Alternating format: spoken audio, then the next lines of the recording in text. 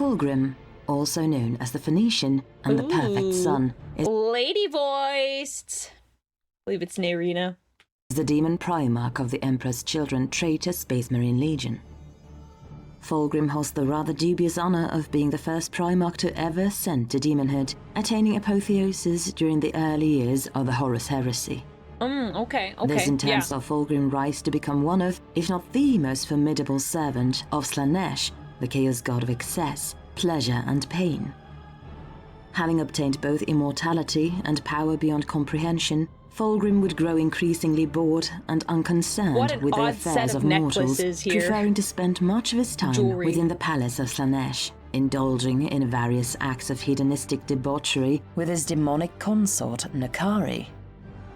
In spite of this, however, the Phoenician would still lead his Gene Sons into battle on rare and sporadic occasions, such as during the course of the Pale Stars campaign, the Siege of Terror, and the Cacophony of Extremis 6.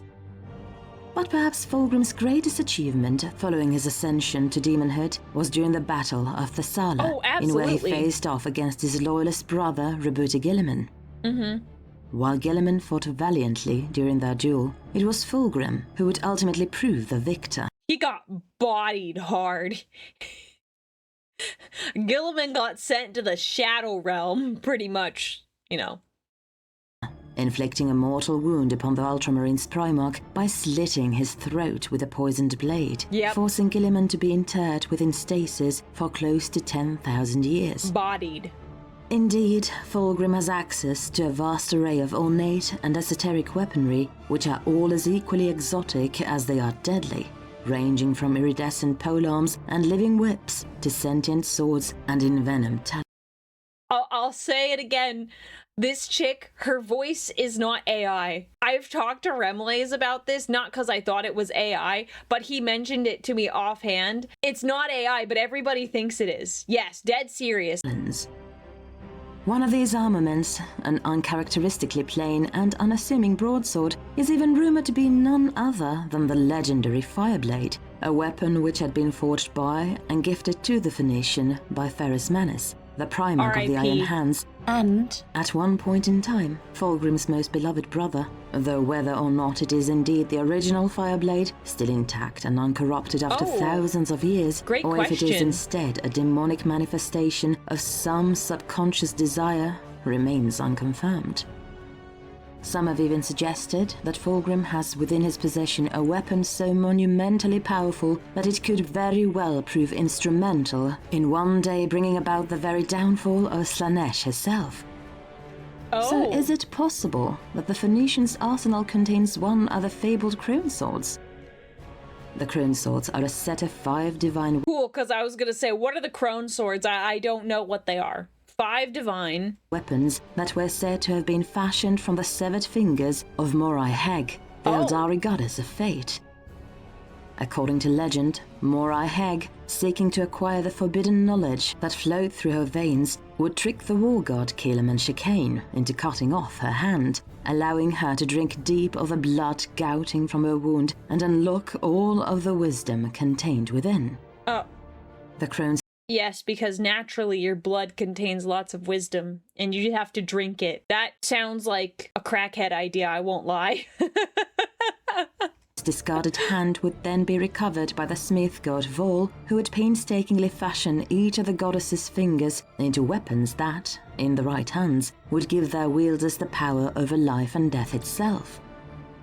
Not only this, but according to Ivrain, the emissary of Inead, the nascent god of the dead, should she and her followers, the Inari, succeed in obtaining all 5 Crone Swords, then Inead will finally awaken to full consciousness and subsequently destroy Slaanesh. Ooh, based. While the Inari would manage to recover 4 of the 5 Crone Swords, the 5th would now appear to be forever out of their reach, as the blade was stolen by the demon Shalaxi Hellbane, who then sealed the weapon away within the palace of Slaanesh. Seeing as how Slaanesh had been brought into existence by the hedonistic actions of the ancient Eldari Empire, with her birth driving the species to the very brink of extinction, it would certainly be poetic and perverse irony for the Chaos God to bestow the final Crone Sword to one of her greatest champions. It would. The main piece of evidence Except which Fulgrim now seems to start getting involved again in the setting, which means it's quite possible that the Eldar will get involved and try to get their hands on the sword.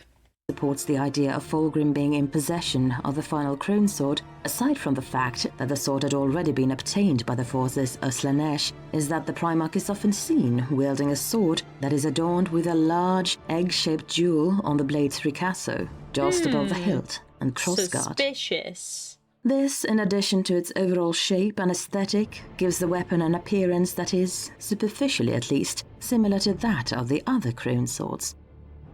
However, such evidence does appear to be fairly weak for a number of reasons. The first is that this blade is not the only weapon within Fulgrim's arsenal to bear such ornamentation, as jewels of a similar size and shape are shown to be present on at least 2 different swords, a whip, and even his armor. Secondly, Fulgrim's swords appear to lack the transliquid power source that is visibly present on the other Crone swords. Oh, I see. This power source is, effectively, the Eldari equivalent of the power-filled generators found on Imperial weaponry, such as power swords and power axes, which envelops the length of the blade with hazy field of energy that disrupts any solid matter that it touches. Whilst Fulgrim's own weapons are capable of carving through both flesh and steel alike, like a hot knife through butter, this is more due to their demonic nature as opposed to them just being keen-edged. Admittedly, though, it does seem somewhat strange for the Crone swords, which are said to be of divine origin, to incorporate technology akin to power-filled generators within their construction, as one would expect weapons forged by a god to be more, for want of a better term, classical, even antiquated to a certain extent, when compared to those crafted by mortals.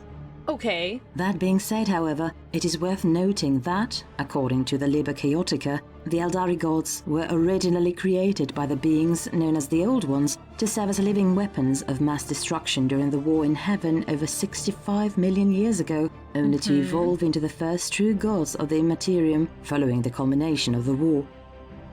Seeing as how the gods themselves were brought into existence during the height of a galactic war between 2 technologically advanced superpowers, it's more than reasonable to assume that any artifacts that they created would reflect such a fact in their design, or at least to a certain extent.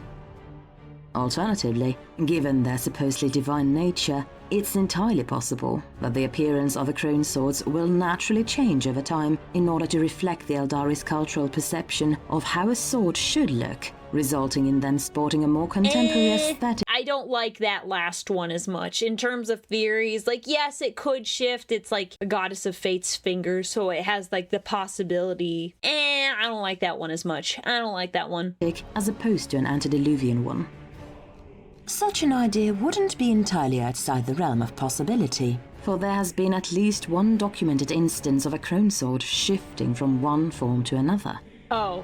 During the Battle of Iyanden, as detailed within the book The Fracture of Bieltan, the Eldari Corsair, known as Prince Uriel, would be slain in battle by the Nurglite demon prince Garagogol. Ah, I got spoiled. I read the book Valador, and he hadn't died. Well, I know how he dies now. Okay, so what makes that particular theory unsatisfying? Perhaps I'm just old-fashioned, but I like the idea more that the swords are immutable and unchangeable. To me, it just feels weird that it would change off of, like, the Eldari culture. I would imagine Eldari culture stays pretty stagnant as a whole. They live for quite a long time. It won't make massive shifts. Not to mention craft worlds are designed to preserve culture. That too. And I doubt they're making huge technological advancements in swords. I don't feel like that's as realistic in my opinion. You know, we're talking about realism in my fantasy sci-fi universe. After his body was recovered and subsequently quarantined by his kinsmen, Uriel would be resurrected thanks to the efforts of Ivrain, who plunged the Corsair's signature weapon, the Spear of Twilight, into his chest, and in doing so, forcing the weapon to return all the life force it had siphoned from its wielder over the years. That's wild, by the way. This is the cover of Valador, and yeah, this bro was addicted to his spear, but his spear was like sucking the life out of him. It was wild. It was then, as it was being brandished by Ivrain, that the Spear of Twilight would take on a new form, transforming from a spear into a sword, and in doing so, revealing that the Spear of Twilight was in fact one of the lost Crone swords, Whoa. only for it to then revert back into a spear after being taken up by Uriel once more. As such, while the swords wielded by Fulgrim Well, I got nothing to say to that then. Whatever, swords do whatever they want. They don't care about your feelings or your opinions. may appear to lack the transliquid power source spotted by the other Crone swords, the fact that the Crone swords can shapeshift means that any visual discrepancies between them cannot be taken at face value and must instead be taken with a pinch of proverbial salt. Ultimately, while there may be little to no concrete evidence to support the idea of Fulgrim being in possession of the final Crone sword, the fact that the sword had been retrieved and interred within the palace of Slaanesh means that the Phoenician could very well become its wielder in the future. The only question that needs to be asked is just what twisted and perverted lengths will the Primarch go to in order to obtain such a prize? What do you think? Leave a comment below, and thanks for watching. I gave my thoughts, and I was clearly proven wrong.